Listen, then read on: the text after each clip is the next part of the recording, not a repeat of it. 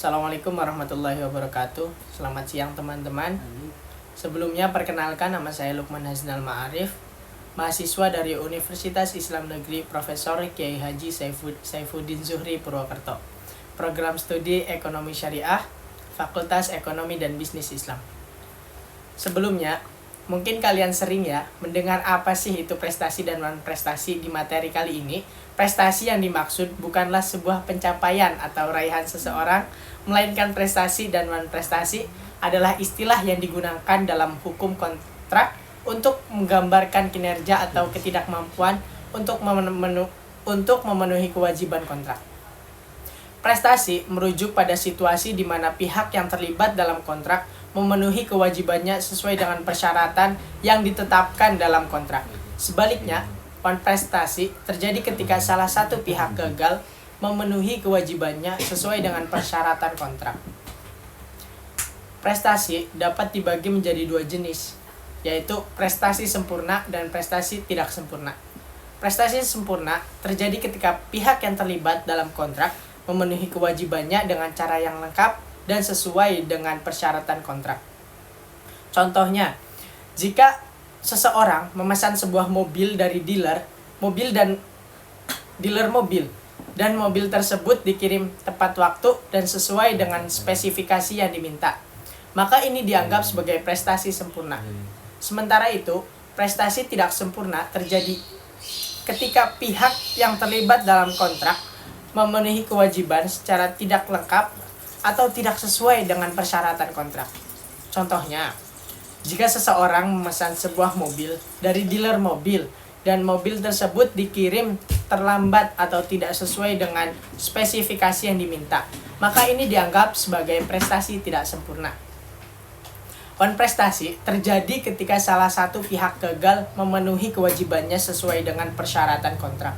Non-prestasi dapat dibagi menjadi dua jenis, yaitu non-prestasi mutlak dan non-prestasi relatif. Non-prestasi mutlak terjadi ketika pihak yang terlibat dalam kontrak gagal memenuhi kewajibannya secara total atau tidak sama sekali. Contohnya, jika seseorang memesan sebuah mobil dari dealer mobil dan mobil tersebut tidak pernah dikirim, maka ini dianggap sebagai non-prestasi mutlak.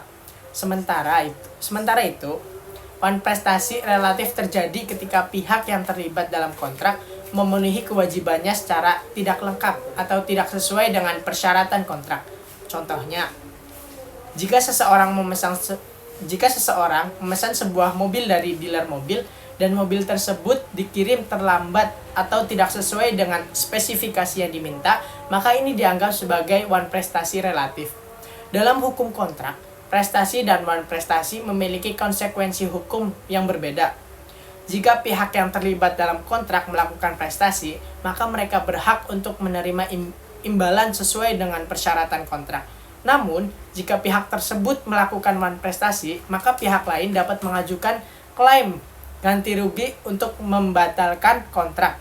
Materi prestasi dan non-prestasi adalah dua konsep hukum yang berkaitan dengan pelaksanaan suatu perjanjian atau kontrak.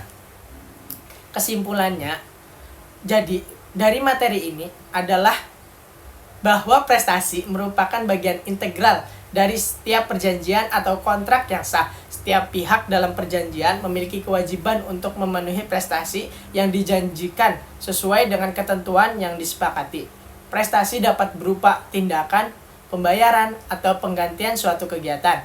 Namun, jika salah satu pihak tidak dapat atau tidak mau memenuhi prestasi yang dijanjikan, maka akan terjadi non-prestasi. Non-prestasi merupakan pelanggaran terhadap perjanjian atau kontrak dan dapat mengakibatkan konsekuensi hukum untuk pihak yang melanggar. Konsekuensi hukum tersebut dapat berupa pembayaran ganti rugi, pemutusan kontrak, atau tindakan hukum lainnya. Dalam hal terjadi perselisihan terkait dengan materi prestasi non-prestasi, biasanya penyelesaiannya dilakukan melalui proses penyelesaian sengketa seperti mediasi atau arbitrase. Pengadilan juga dapat menjadi pilihan jika tidak ada penyelesaian yang berhasil dicapai.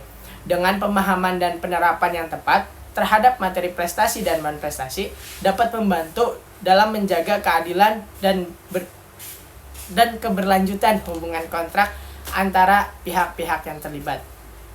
Sekian materi yang dapat saya sampaikan. Apabila ada tutur kata yang kurang berkenan, mohon maaf sebesar-besarnya. Jangan lupa pencet like, subscribe. Terima kasih.